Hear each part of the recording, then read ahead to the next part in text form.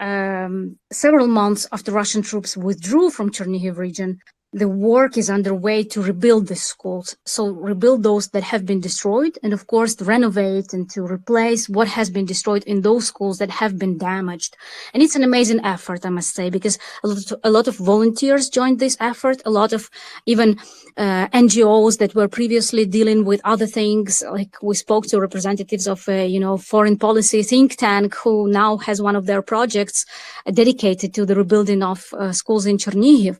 We spoke to a principal of the school who told us that actually children who fled from Chernihiv abroad, they are raising awareness and raising the funds in their schools abroad to help rebuild their schools in Chernihiv and to be able to go back to study, in their hometown. So it's really remarkable. So on a very, this personal experience of my last week's travel. And let's, now bring in the speaker. So first, I want to invite Maria to briefly, introduce the topic of today's conversation. I know that, Maria, you are also documenting these crimes against the education system. So can you share with us, I mentioned already some numbers, maybe you have more, and actually tell us, what is the scale of this Russian attacks on Ukrainian education system, and can we say that it is a trend, actually, that Russians are deliberately targeting and destroying education facilities? Thank you, Olga, for giving me an opportunity to talk.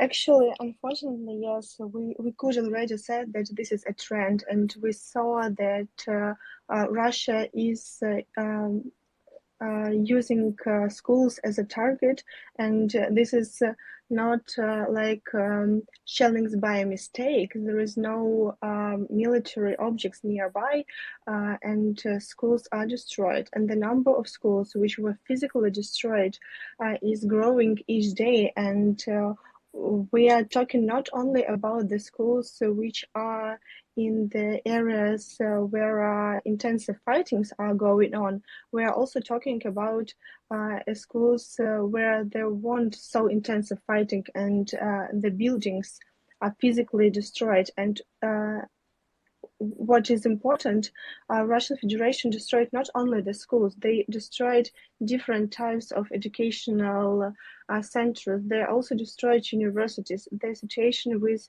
university system in Kharkiv region is also crucial. And this physical destroy of buildings, and all of these shellings, it has an aim to make Ukrainians to fear to go to the schools, to make children to fear to go back to the schools.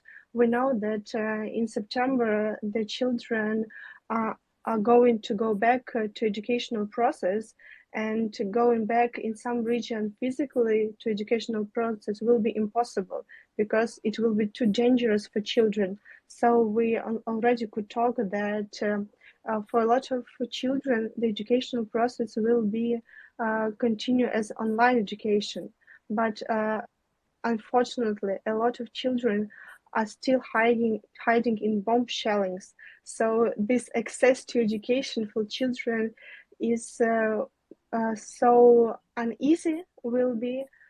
And this is when we're talking about schools itself as a system in controlled area of Ukraine.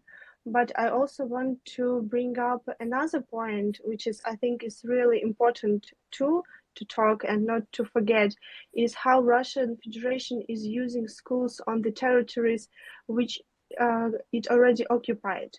Because we saw that Russia is implementing Crimean scenario in the schools and using schools for propaganda issues, and forced teachers and forced children to go to these schools and to listen these propaganda messages Yeah, which you is probably spreading. mean that Russia is replacing the Ukrainian curriculum that children in Ukraine used to have at schools with the Russian one. So they are replacing the textbooks. They are replacing completely the narrative, especially on history of Ukraine and history of Russia.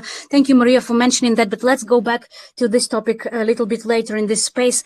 And now I want to turn to Inna Sovsun. Inna is a Ukrainian member of parliament and a former deputy education minister. So Inna, how do you assess the damage done by Russian full-scale invasion to the Ukrainian education system, and what are the authorities doing to ensure that the process of education is still uninterrupted in Ukraine? Because it's remarkable, even after the invasion started, children didn't go to schools physically, but there was online education, and it was continuing like almost from day one after the full-scale invasion. Well, I wouldn't say day one. I think it restarted 2-3 weeks after February 24th. But let's put it this way. Let's put this into perspective, because we have to remember that, like the rest of the world, we have had 2 years of 2 school years with online education, with distant learning because of COVID. And now, while the rest of the world is going back to classes to study there, Ukrainian children, Ukrainian students are not able to do that. So September 1st, when our kids and our students are supposed to go back to classes, that will be the beginning of the fourth year, school year, which will be one way or another conducted via distance learning instruments, so we are online learning. So that's the fourth year. I'm apart from being a member of parliament, I'm also a mother of a 10-year-old, 9-year-old boy, and all 3 years of his school career, at least some period of that time, he was doing online learning. So the damage to the kids in the primary schools is the biggest, and that is what we need to understand, that it's not only about this half year, it also adds up to other difficulties we were having. And it's the same with universities. Our medical students have been studying partially online for 3 school years now. So that is that's why the impact of this is greater than it could have been if we had a proper learning before that. And if we speak about this invasion itself, I think there are several elements in several ways in which the full-scale invasion damaged education for our children. Well, first of all, of course, there was a break, about 2-3 weeks, depending on the school, on the region, or on the university, a break which was due to the beginning of the full-scale invasion. Children had to be relocated.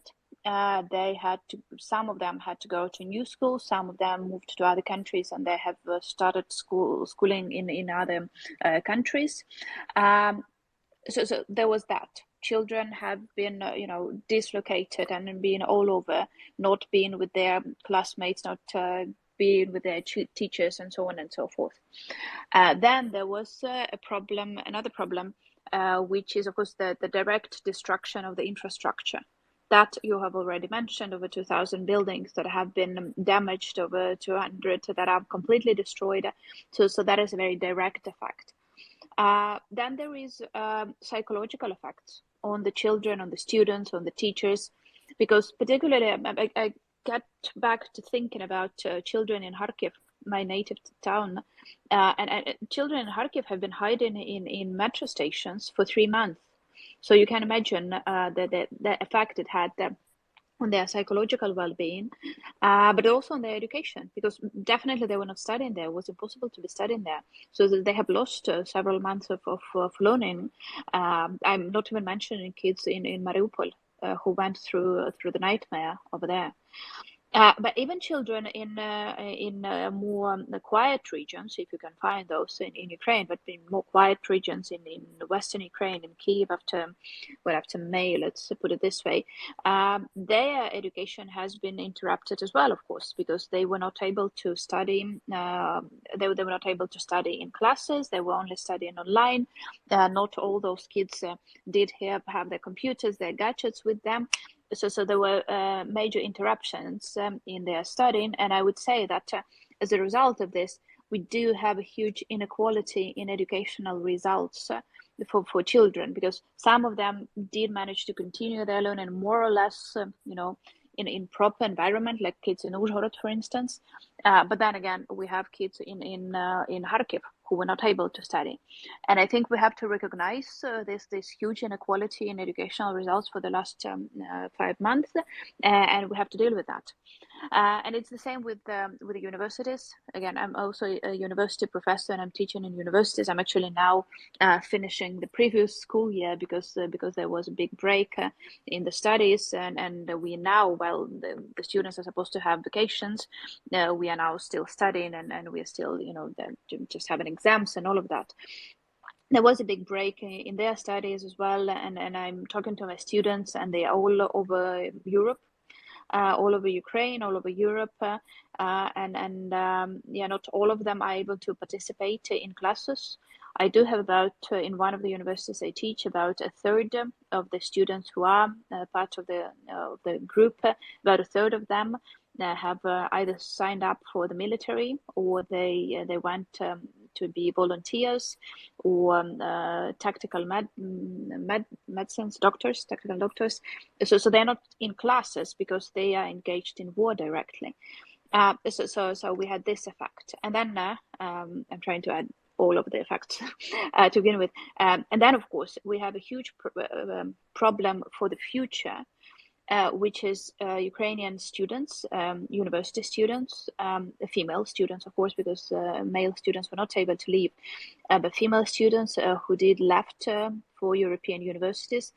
And if they got the full-scale scholarships and full-scale positions as students in European universities, unfortunately, I'm almost, well, let's say 90% sure that most of them will stay in Europe.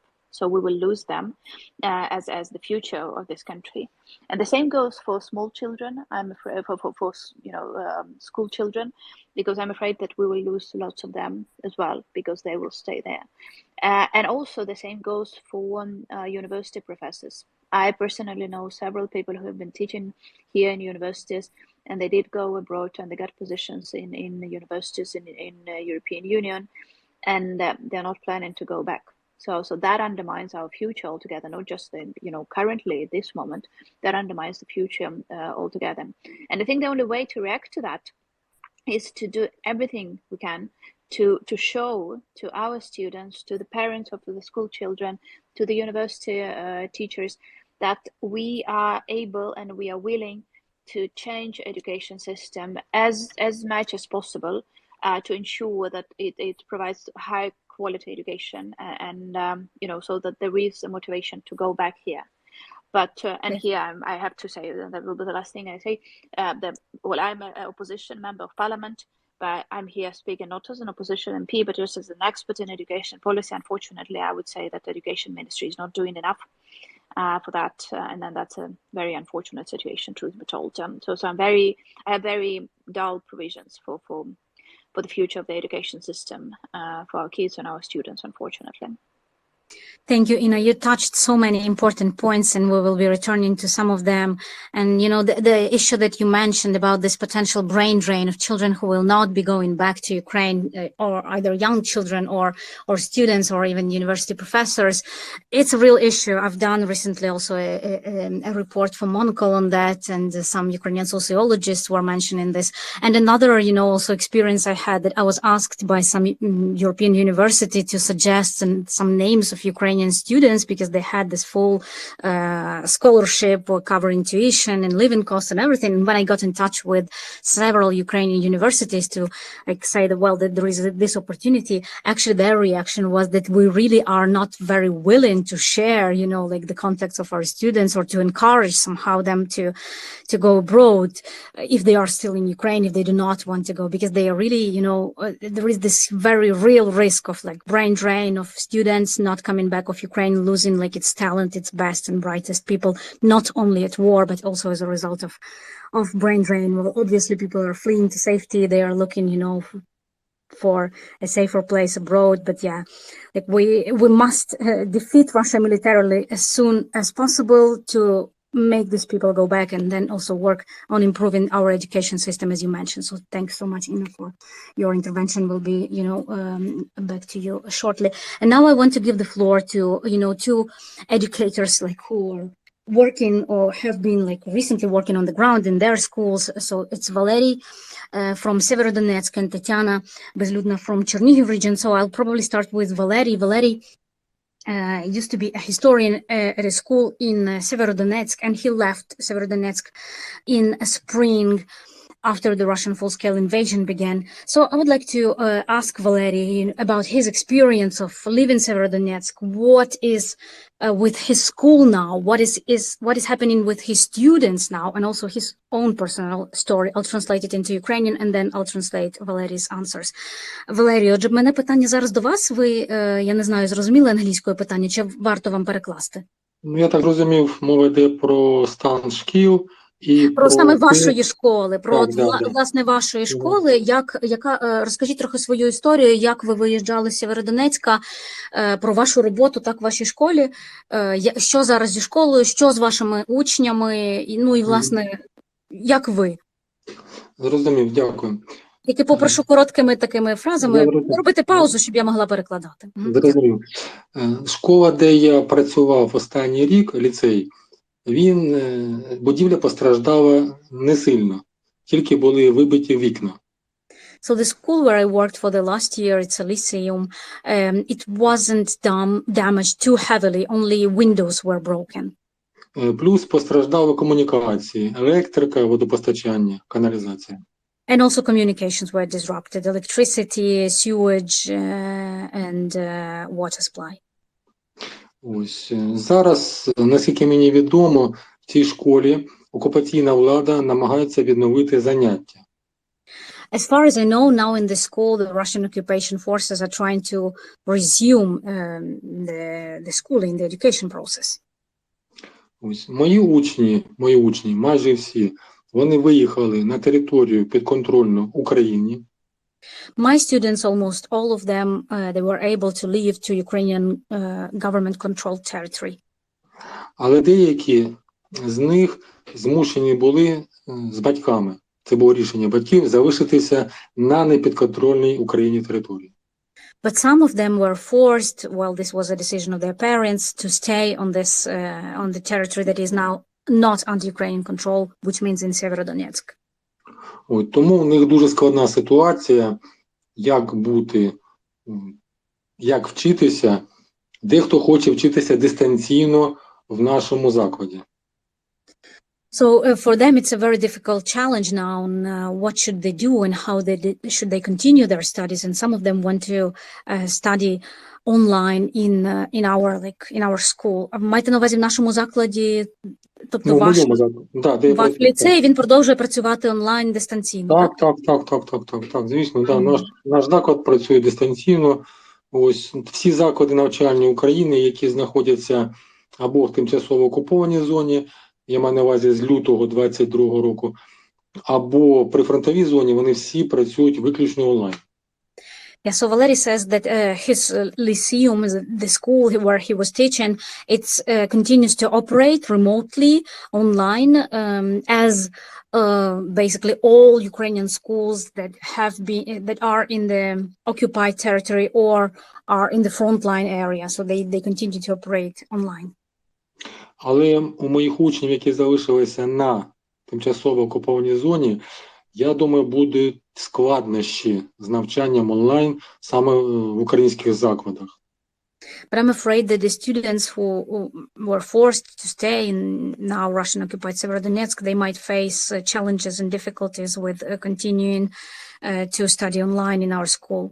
А чому ви так думаєте? А я поясню зараз, Тому що, по-перше, там зараз відбувається перепис дітей шкільного віку, перепис дітей відбувається, для того, щоб контролювати, де ці діти знаходяться, де вони вчаться, і вони намагаються залучити їх до навчання саме під окупаційною владою.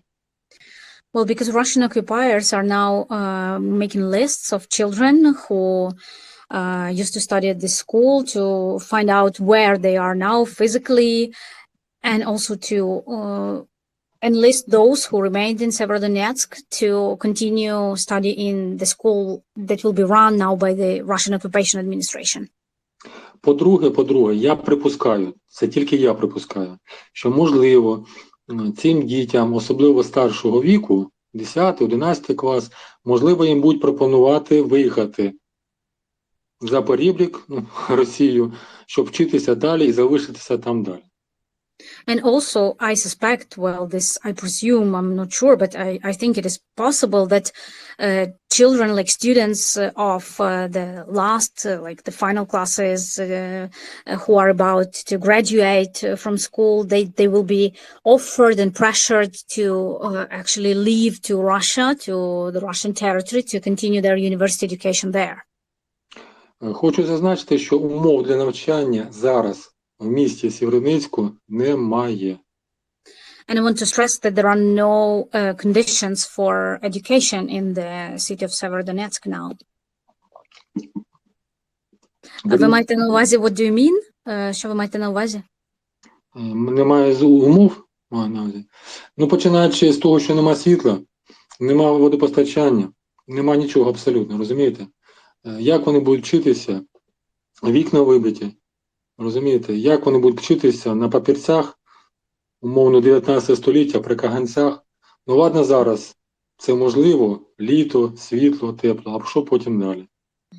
I mean that now there is no electricity, no water supply, the windows have been broken, they are not being repaired. So, okay, now it's summer, but when the autumn and winter comes, how these children will be able to study? Like, will they be using gas lamps and pieces of paper like in the 19th century? So I see it like very difficult that Russians will be able to organize some sort of normal schooling for kids who stayed in Severodonetsk. Плюс до того виникає питання з вчителями. Певна кількість вчителів залишилася таки в місті. Можливо, будуть привезені вчителі з російських територій.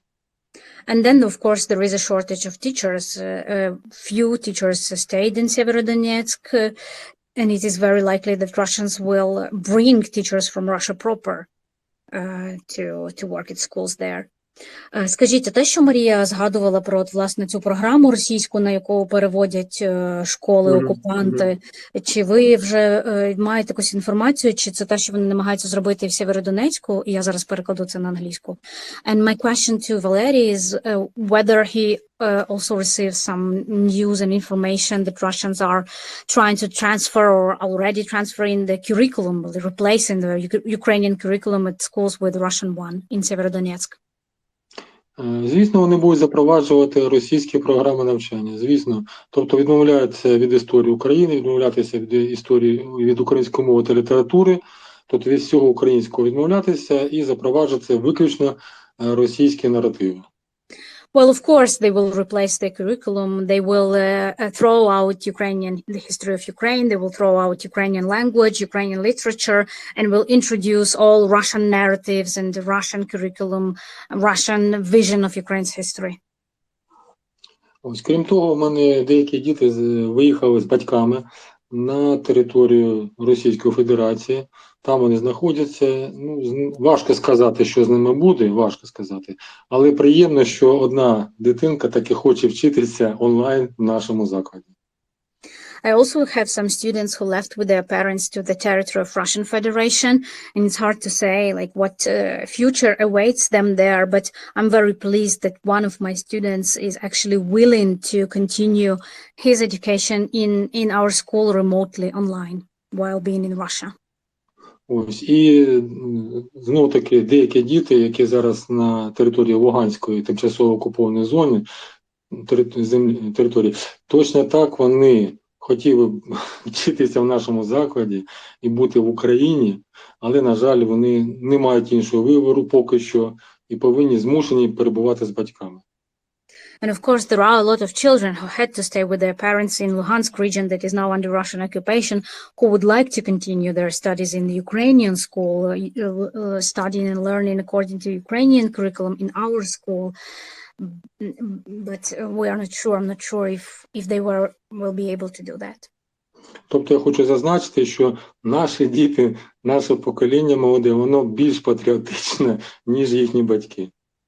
So the point that I want to make is that the children, the young generation, is often more patriotic than their parents. Ось частина моїх дітей знаходиться за межами України, мається на увазі Німеччина, Чехія, Литва, Польща. A part of my students is now outside of Ukraine, in Germany, Czech Republic, Lithuania, Poland.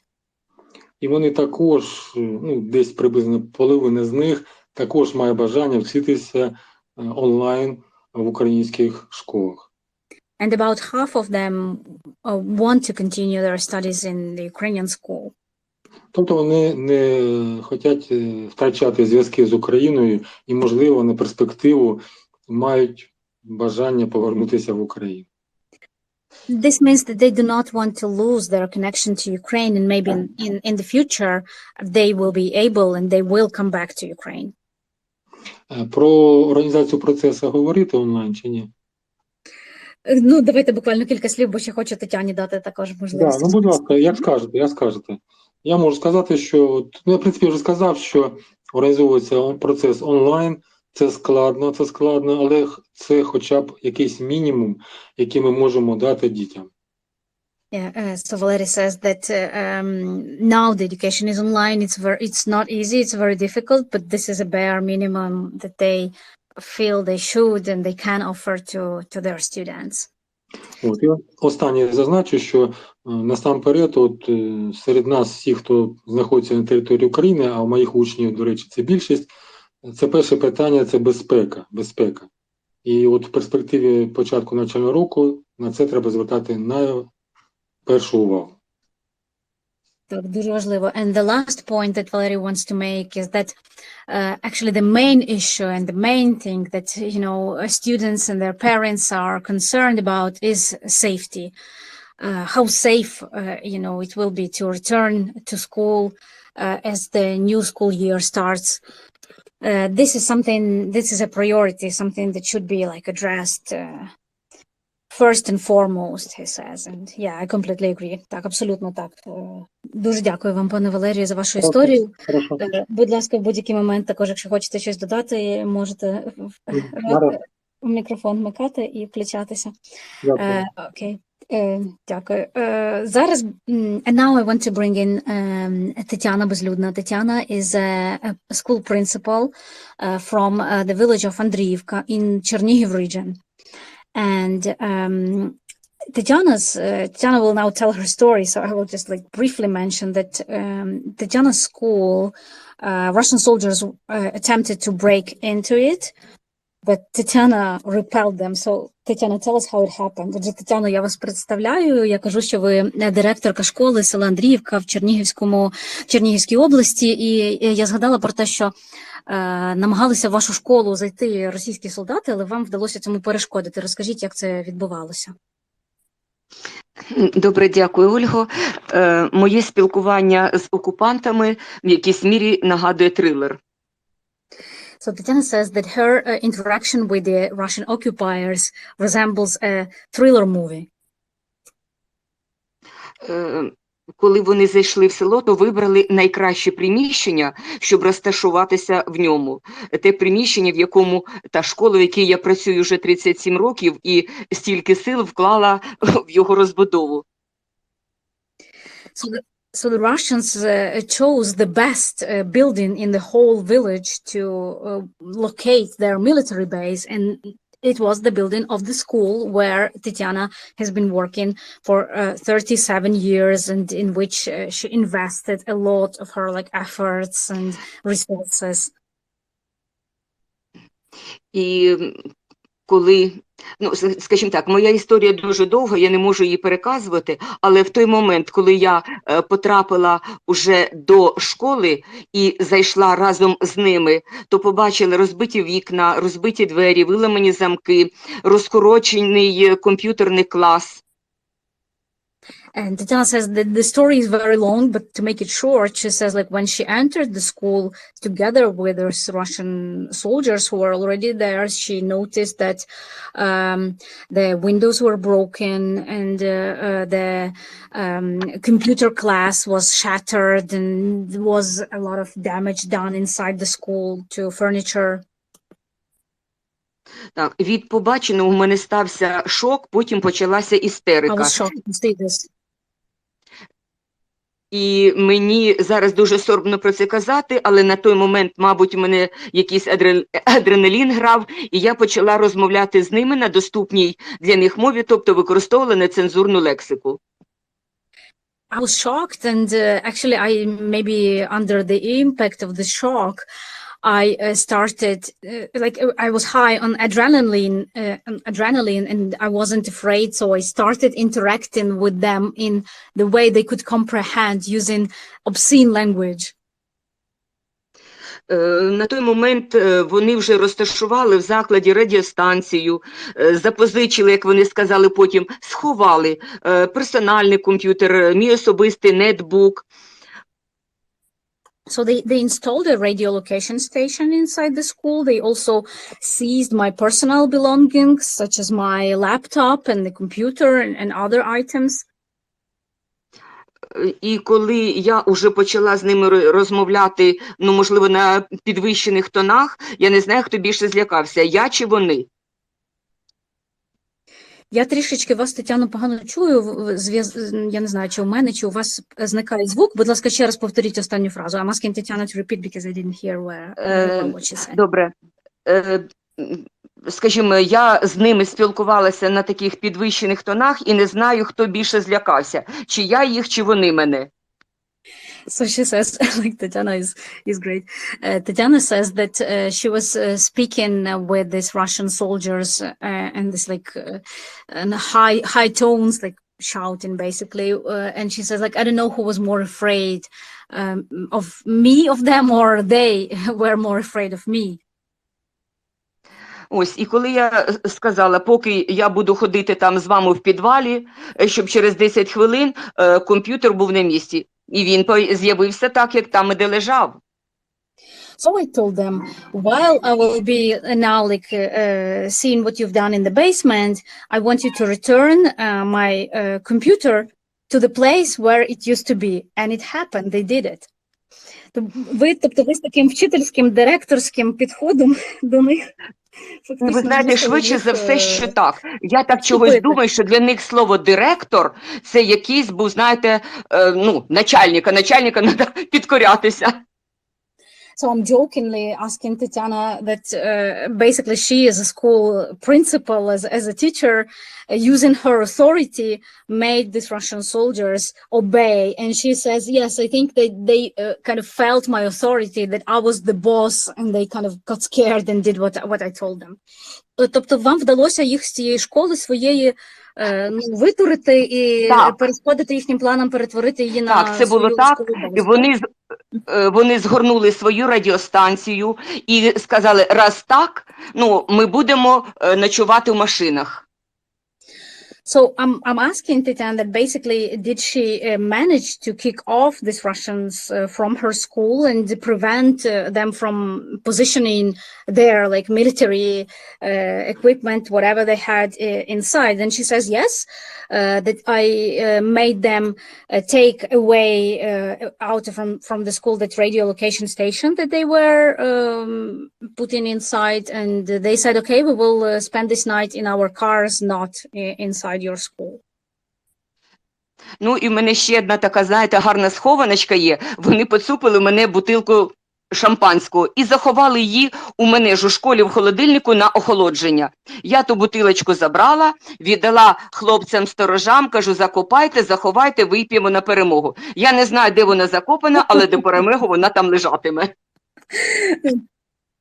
Tatiana, ви мій герой. Tatiana is my hero. She says that also these Russian soldiers, they stole from like her cabinet, her room, a bottle of champagne and put it to the freezer to cool down. And then she like removed it from the freezer and she gave it to like other to Ukrainians and said like put it somewhere like in the ground and then like dig it somewhere in the ground and we'll drink this champagne after our victory. Це справді як кінематографічна історія. This is really like a cinema, you know, story. Ви знаєте, дійсно, можна було знімати кіно. Якби зараз, я не знаю, чи я себе так би поводила, але на той момент мені було настільки боляче, настільки, знаєте, образливо, що стільки сил було вкладено, і вони кажуть, у вас така красива школа. Я кажу, була, поки ви не прийшли. So Tatiana says, I don't know if now I would have had the courage to act the way I acted, but I was so angry, you know, with them. And they were saying, well, you have such a beautiful school. And I told them, well, yes, because we invested so much into the school. Like we've done a lot of work to make it beautiful. And it was beautiful before you came. А коли це було, в який це період відбувалося десь у березні? Так, я скажу, це все відбувалося саме таке моє агресивне спілкування 20 березня цього року. Yes, it happened in March, because when was it? So it was, she said, like 20th of March. І протягом 11 днів ми були під окупацією. Але, звичайно... For 11 days we were under occupation, under Russian occupation. Порівняно, звичайно, з тими, скажімо, збитками, які зазнали інші заклади освіти, у нас не настільки, десь, ну, можливо, десь, може, 2-3 тисячі доларів, якщо зараз перевести. А якщо, можливо, знайдеться ще якийсь спонсор, який мені допоможе відновити мою школу, зробити її ще краще, я буду вдячна. Зараз всі сили кидаємо на укриття. So Tatiana says that basically compared to other schools that were heavily damaged in other parts of Ukraine, her school didn't suffer too much. She says like maybe she will need like $2,000 or $3,000 to renovate, to make the renovation works. And she says that maybe she'll find a sponsor like who will help her do that. And now like what they are working on and they are investing the money into is to prepare the shelters, the bomb shelters for children. Тобто в вашій школі навчання має відновитися в офлайн форматі, наживо, так? Ми сподіваємося, що це буде так, в залежності від ситуації, яка буде навколо. Okay, so I asked Tatiana whether her school intends to reopen offline, like to provide education to students on site, not online, and she says, well, we hope so, but it will depend on the security situation.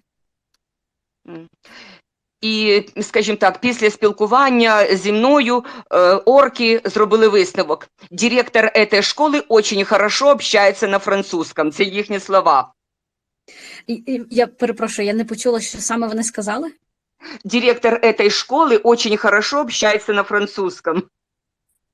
Okay, and Tatiana says that after speaking to her, the Russians concluded, and she quotes, that this school principal speaks French very well. By French, probably meaning some obscene language. Тобто французьку вони мали на увазі нецензурну лексику, так? Я правильно зрозуміла? Звичайно, так. І ви знаєте, в одній ситуації... напрямку російського корабля відправляли. Так, в напрямку корабля це було найлегше слово, яке їм сказала. Yeah, Tatiana says that this was like the mildest word she used.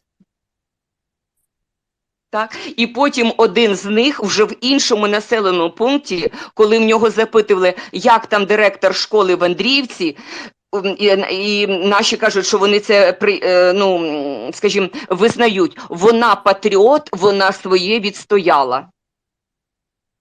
And then in another village, this is a story that I heard from my colleagues in another village, that these Russians were speaking about me and describing me as a patriot, as a person who defended her property, what belongs to her.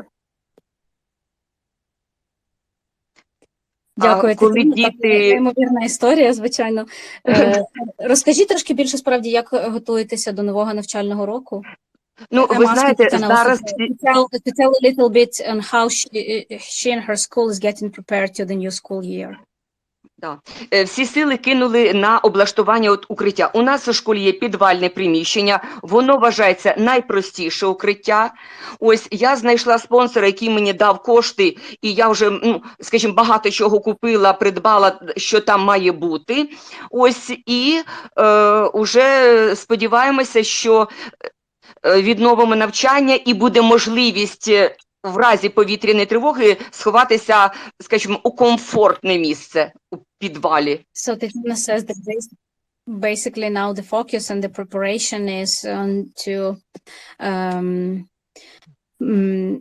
make and like prepare the bomb shelter in the school. She says that she found some funding for this from sponsors. So that children can be in a safe place during air raid alerts. Дякую вам, Тетяно. Я підхоплю вже з цього місця, щоб повернутися ще до наших інших спікерів. So I will pick up on, I'm thanking Tatiana, and I will pick up from this that she mentioned about bomb shelters to come back to Inna and ask her actually that this requirement to install bomb shelters, make them suitable to host, if we can say so, many children, many students, is now basically the biggest challenge that the schools are facing when preparing for a new school year. We, of course, don't know like how many schools will be able to reopen offline, and some will be working in this hybrid format with some classes online and some classes offline. So can you tell us a little bit more, especially like our audience abroad who doesn't know how, like, what is going on, what's the plan is of the Ukrainian authorities for the next school year, what is happening, and whether you think it is enough, like whether these preparations are adequate. Well, as of right now, official information is this, that 11% of Ukrainian schools have the bomb shelters. That, however, does not mean that 11% of the schools altogether are ready to be reopened, because among those schools are, for instance, schools in Kharkiv. So, and no matter what bomb shelters they have there, they would not be able to reopen just because Kharkiv is being shelled every single day, or in Mykolaiv, for instance, right? So that is that's the real number of the schools that can potentially be open is even less. I would say about 7% of the schools do have the shelters, and that would be able to function. However, this is not the only challenge that we have in terms of preparing for the new school year, because another challenge is kids have been relocated. So there will be overwhelming number of kids in the classes in Western Ukraine, but there will be very few kids in the classes in Eastern Ukraine, or in other territory, in the south, for instance, where the territory have been under severe attacks. That raises other questions. For instance, how do we pay salaries to the teachers? Because the salaries and the amount of money that the government is sending to the community, it depends on the number of students in that community. And if the number significantly decreases, it means that the number of money being sent there should be decreased as well. Then there is the question of teacher relocations, because some teachers did leave their territories and they are now in other parts of Ukraine or abroad. How do we match those teachers and children and schools and all of that? And that is a huge challenge, truth be told. The same goes for universities, by the way, because they have been relocated as well. But the easier part is that the students for universities are not that dependent on the decisions of their parents. They can act on their own because they're grown-ups. But overall, this is we focus on the issue of shelters, but it's not the only one. There is an issue of matching the students and classrooms and teachers, which is the second big problem. The third big problem is, as I mentioned before, this inequality in educational results for the 5 months of the war. We have to face it. We have to have some sort of monitoring system established, so that if a kid transferred to, I don't know, Ivano-Frankivsk from Kharkiv, and that kid spent 4 months of the school year in metro station, that kid need to be provided with special support in order to catch up with his or her peers, in order to be able to actually, study further. We cannot just, I don't know, a kid who was supposed to graduate from third grade in Kharkiv, we cannot just send him or her to the fourth grade in Ivano-Frankivsk, pretending like this kid has actually finished the third grade because he or she wasn't able to do so. So we have to do that, of course. Then the fourth problem, which it sounds like a technicality, but it will be a big problem as well, are the textbooks. Because we are not able to publish textbooks right now for two reasons. Mainly, A, we don't have the money in the state budget, and B, we don't have paper. And that sounds like the most silly problem to be talking about, but this problem with paper actually came up much earlier, and that because of the disruptions in the global supply chains, there were problems with paper even before the full-scale invasion, but now they're even bigger. Then we have, and that's another level, problems is, of course, the occupied territories. How do we teach there? There will be kids who will be staying there.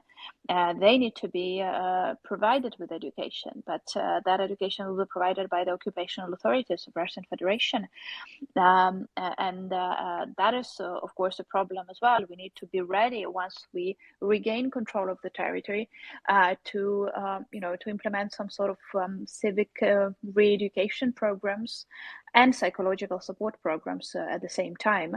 Because, of course, the Russians are doing everything they can to, as a history teacher from Severodonetsk was mentioning, he said that they're bringing in their teachers, and they are doing that because they understand the strategic value of education and how that shapes the worldview of the people. That is why that is one of the first things that they are doing, and we need to keep that in mind and to remember that once this war is over, once we have full control of our territory, we need to be engaging in that as well. We cannot just pretend that, okay, now we have full control, now we get back to business as usual. That would not work either. We'll need to engage properly with the people, with the pupils, with the teachers who have been under occupation, and that is yet another level of problems.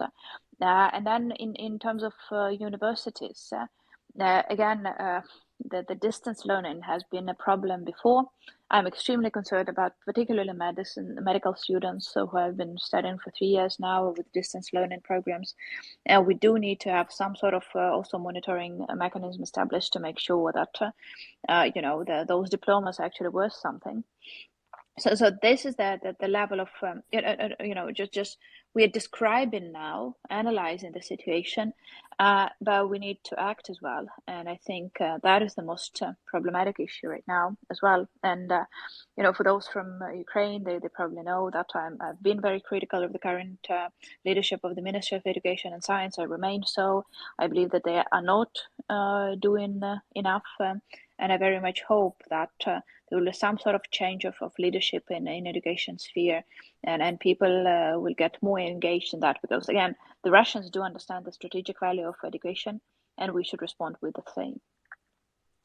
Thank you so much, Ina. And I have also questions that our listeners were asking in the comments below this space. Also, if you have a question, you didn't want it to be public, please send me in the private messages. We'll still have some time to answer those questions. And also you can send a request to become a speaker, and I will unmute you and you'll be able to ask a question. But before passing to questions, I want to give the last word to Maria Solalina and go back to the topic, the first part of today's topic, which is Russian war crimes in Ukraine. So we're speaking about attacks on education system and facilities as of a war crime. So Maria, you're a human rights activist. Can you tell me from, the legal point of view, are these attacks also do they qualify as a violation of international law? Can Russia be brought to justice for these attacks on education facilities, and under which charges, under which international documents? Olga, I'm not sure that I'm really the right person to talk, because I'm not the lawyer. I could talk only about basic, that this is what Russia do with school. This is for sure war crime, and this is also one of the crime which is included in 6 grave violations against children, and also it is saved by the declaration of the safety of schools. But talking about more legal point of view, I'm not the right person actually, because we have the lawyer in our team who is more qualified to talk about like their legal possibilities, how we could bring Russian to justice for all the violation which Russia is committing. But what I could say, this is important when we're talking about schools, that what we are documenting, that the schools won't use as their military facilities, and they won't use for any military issues. And this is for sure shows that Russia violated the law, because if the schools were used at the military facilities, they could have missile attacks on them. But they do it because they just want to destroy education system, and also because they knew that people are using schools as a shelter. So this is one of their how to say correctly, intents to kill Ukrainians as a nation. And we are now talking part of a lot a genocidal intent, probably. and we're talking about genocide in Ukraine right now. But another thing which is also could be considered as the context point of the genocide is what Russia do in the occupied schools, because they are destroying Ukrainian identity, and this is also what they're doing for all these years in occupied Crimea and Donetsk and Lugansk regions, and this is what they are doing in a lot faster way in the newly occupied regions. But this is about what Victor said, what they're doing in their schools, and we saw the same situation in their south of Ukraine, in Kherson and Zaporizhia regions, which are occupied for a longer period now, that they're trying to destroy everything which is connected with Ukrainian identity, just to change the identity of the children and to vanish Ukraine as a nation. Yes, absolutely. Thank you, Maria, for this point. So we have Walter who wants to ask a question. Go ahead. Thank you, Olha. Excellent space as usual. My question will be directed to Ina and other guests, specifically regarding the reform of Ukrainian educational system, much needed through the years. But specifically, the question is about the elements of Russian literature, which were essentially an element of settler colonial approach and Russian settler colonial approach implanted into Ukrainian educational system, lingering in there for a long time. And right now, it's a very pressing question for Ukrainian civic society about the reform and removal of those, and specifically about one individual, current Minister of Education, that vehemently opposes this process, specifically about Scarlet. So what's your take about essentially Russian literature being still present, or elements at least of Russian literature there that are being used as a settler colonial approach? Thank you. Thank you, Walter. Ina, are you okay with answering the question? Yeah, sure. Thank you very much for the question. Well, I've been very open about that. I believe that all Russian literature should be banned here in Ukraine. Maybe we can get back to reading Russian literature once we rethink it, once we understand in what way Russian literature is part of the Russian colonial project, and once we are able to read it through those lens and you know, with a critical perspective. But as of right now, that's not possible. I don't believe anyone who says let's read it critically, we shall be criticized and we shall understand the Russian culture better in case we read them. That's not possible. I know Ukrainian education system all too well. The majority of the teachers, unfortunately, will continue to teach it the same way as they were before, quite uncritically, without the full-scale realization of as to what extent this is part of the Russian imperialist project. That is why I believe that right now it should be banned fully from the curriculum. And the problem, of course, lies with the current Minister of Education, Mr. Scarlett, as you rightly pointed out, because he has been opposing this for 5 months now. And I understand that there are many issues that he cannot control, or that that require lots of resources, or lots of efforts, or lots of time, lots of people. I understand that because I served as a first deputy minister of education and science in 2014-2016, and I know what it is to work in the Ministry of Education during the wartime, because I had to deal with it, not to that extent, but with with lots of problems as well. But in this particular case, this is a simple bureaucratic decision. It will take half a day to prepare the document and to actually change the curriculum.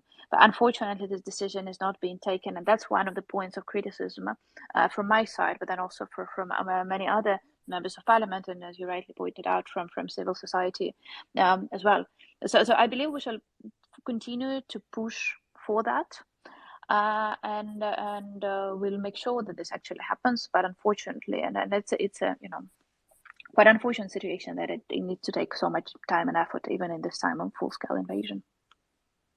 Thank you, Inna. Now I'll read some questions from the comments section. So the question one, okay, there is a question about whether you measured the impact on the enrollment of the students that finished school and were supposed to start university, if they are managing to go ahead with their studies. I'm not sure there is actually someone who can answer. No, yeah, I can say that we do not have the data today. For one simple reason is today is the first day actually that they actually can apply to the universities. So it's a month later than it would typically be, but because of the whole school calendar has shifted, they finish school later. And then, well, according to we don't apply to universities during the school year, but after the graduation, so they had to take the test, and only now they're applying to universities, and the process will be ongoing through September, and only after, full scale we shall understand in October. That's when we shall know how many of those students decided to continue to universities here in Ukraine. We shall have a more or less understanding of how many left, and so on and so forth. So the data is not available for a simple reason. The process is ongoing right now. Thank you, Inna. And this question, I think, will be for Валерій. Валерій, тут питання, мабуть, до вас. Я з англійською зачитаю, а тоді вам перекладу. So the question is, are the students left in the occupied areas, are they forced to join the Russian army and fight against Ukraine? Отже, Валерій, чи знаєте, чи відомі вам випадки, що якимось учням чи студентам, можливо, більше мова про студентів, які залишились на окупованих територіях, що їх змушують воювати на боці Росії проти України, чи, можливо, в Сєвєродонецьку серед ваших контактів ви чули про такі випадки? Дякую за питання. Ні, поки що я не чув такого. Видумувати не буду, поки що не було інформації. So Valery says that he has not heard of similar cases in Severodonetsk. Okay, if someone of other speakers maybe has something to add on this question. Okay, I think, no one wants to add anything. Okay, next. But Olha, if I might. Yeah, Maria, of course. That's Ina. We don't have that in the new. I haven't heard the evidence. I agree with Valery here from the newly occupied territories, but I do know that students from the territories that have been occupied for a longer period of time in Donetsk and Luhansk, those have actually been forced to enroll in the army. We got those reports in the very first 2 months of the full-scale invasion. I did read the news, but that was from the territories that have been occupied for a longer period of time. Yeah, that was happening. I also wanted to add a short thing that we also knew that some of the students who were children when their Crimea and the territory of Lugansk and Donetsk were occupied and took parts in youth movements such as Youth Army. They also were here in Ukraine as soldiers. And this is actually shows how the Russian system works and how it's banish everything in the minds of small Ukrainians who actually were small at that time. And also we saw in the newly occupied territories that children, especially on the May events with this all event to the World War, congratulations, which Russia always done, the children and small children from kindergartens were participating in different kinds of these events of celebrating so-called victory and all the things with Russian propaganda. So this is a really important alarms for us that the children could be used in the future. Yes, thanks for adding this, Maria. We have a question also from an Indian student of the National Medical University in Kyiv. And he says, I'm a sixth course medical student of Bohomolets University. I'm studying online from India. Can university provide a mobility program so that my diploma can be valid in India? So he adds that there are 20,000 Indian students studying medicine in Ukraine, I assume. Online medical study is not valid in India. So will the university provide a mobility program that is in partnership with other nations for offline study? It's a future of 20,000 students. Inna, do you have something to comment on this?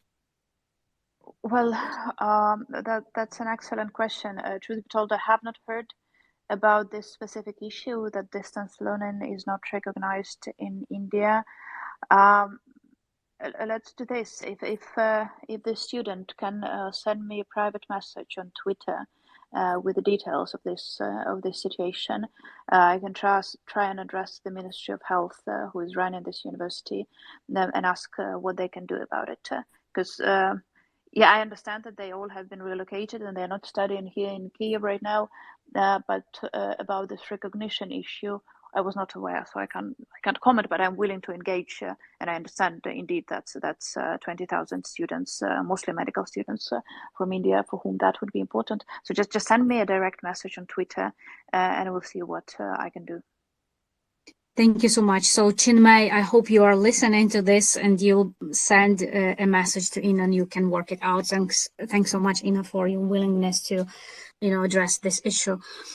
Okay, so the last question that I have for now is a question that we very often have at the end of our tour spaces that we receive from our listeners, and it's the question, how can we help Ukraine? What the world community, the international community, maybe teachers in other countries, educators in other countries, what can they do to help Ukraine in this situation? Please. Yeah, I think you say that you get this question a lot. I think the answer stays the same. We need weapons. And I'm saying that as a university professor, as a mother. I know everybody is looking for, non-violent solutions or anything like that, but there will be no non-violent solutions, unfortunately. And I'm saying that also as a person. My boyfriend is serving in the army, and I'm, trust me, I wish for there to be a non-violent solution, but that there is not. That this war will be won militarily, and we need to recognize that. So if you are willing to help, please speak to your representatives, to your government, and ask them to give weapons to Ukraine.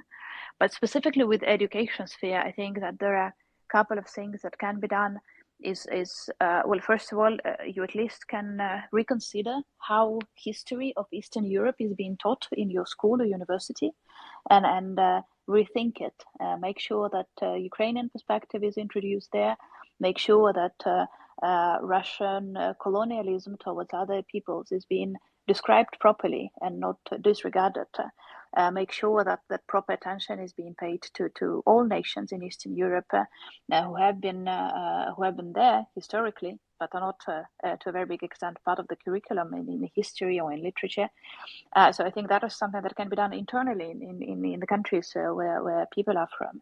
And then also I think that with universities specifically, I know that there is a strong push to accept Ukrainians as full students into universities in Europe, and I'm grateful for that. I'm grateful for those efforts. But what we need is to establish some sort of scheme where, at the same time as getting proper good education in European universities, those students still have the motivation to come back to Ukraine And I think that can be done if they can pursue some sort of double diploma with the different partnerships between universities inside the European Union, for Like instance. a joint degree. I actually have one, so it works. Yeah, it can be done. Yeah, exactly. And I think in that sense, for instance, if there are students who are now studying in Poland, I will want them to come back, the Polish universities, and they're doing that actively through the University Alliance schemes, for instance, of the European Union, established double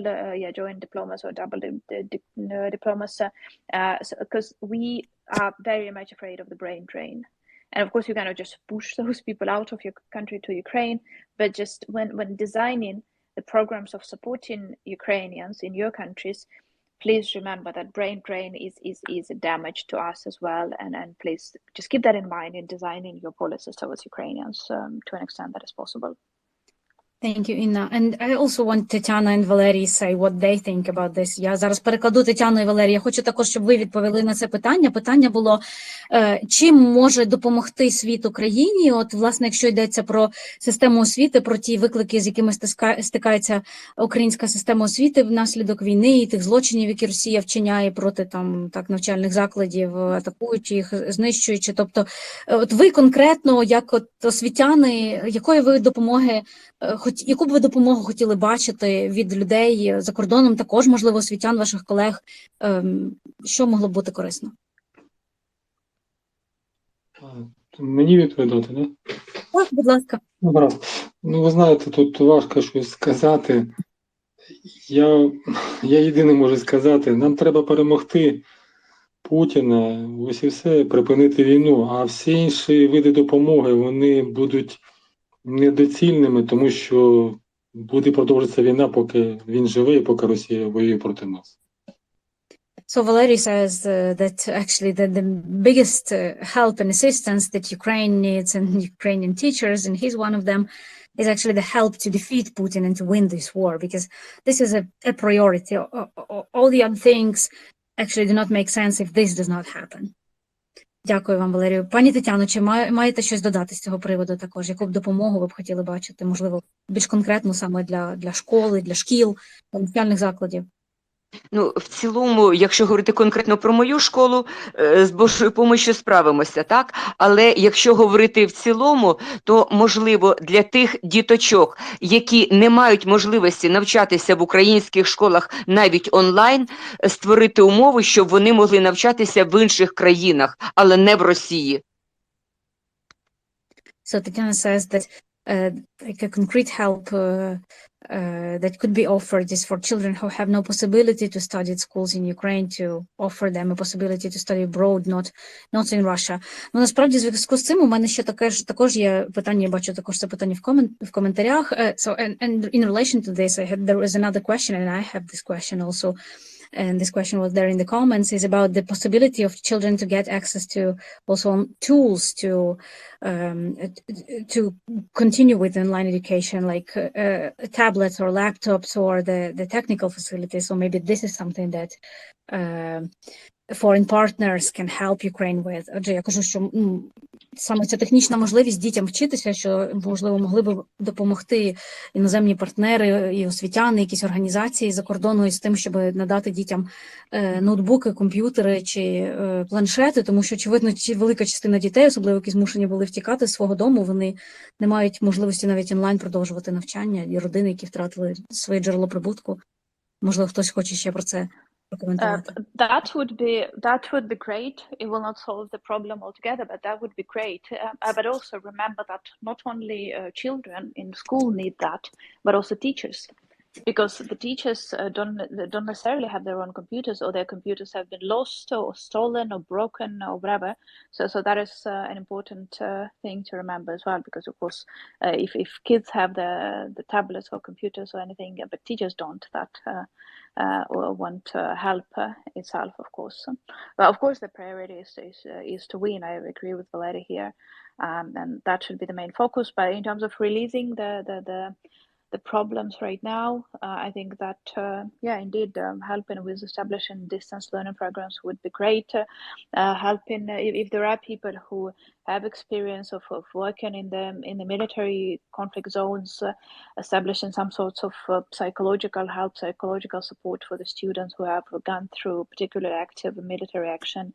That is something that can be done. Helping with the catching up in dealing with this education gap is also another way to move forward. So I think there are many practical things that can be done, but again, as everybody agreed, is the major thing is to stop those nightmares from happening, so that we can go back to more systemic solutions. Thank you, Tatiana. Thank you, Inna. So I want to end this space by also, sharing that from my experience, again, I was contacted by some organizations of educators from Taiwan. They are facing a similar challenge and threat from China that Ukraine is facing from Russia. And Taiwan is one of the most technologically developed countries. And they offered actually to help with providing Ukrainian students with laptops and tablets and other devices. And I hope that this project got underway, because I put them in touch with an NGO who deals with that. And I'm sorry that their representatives were not able to attend today. So hopefully there is at least one initiative that is already underway of partnership with another country that helps Ukrainian students to get tools to continue their education online. But of course, as Tatiana said, and as I saw last week in Chernihiv when I visited a damaged school, there is also, of course, a need for funding to rebuild the schools, to restore the buildings. We don't know when Ukrainian children will be able to physically return to those schools on a sustainable basis. But of course, the restoration work is already underway in the hope that children will be able to go back there, at least like partially, maybe in shifts, maybe a part of the school year when it is safe, when the situation permits. So that is, of course, another thing that Ukraine will need help with. I want to thank so much my today's speakers for participating in this space today.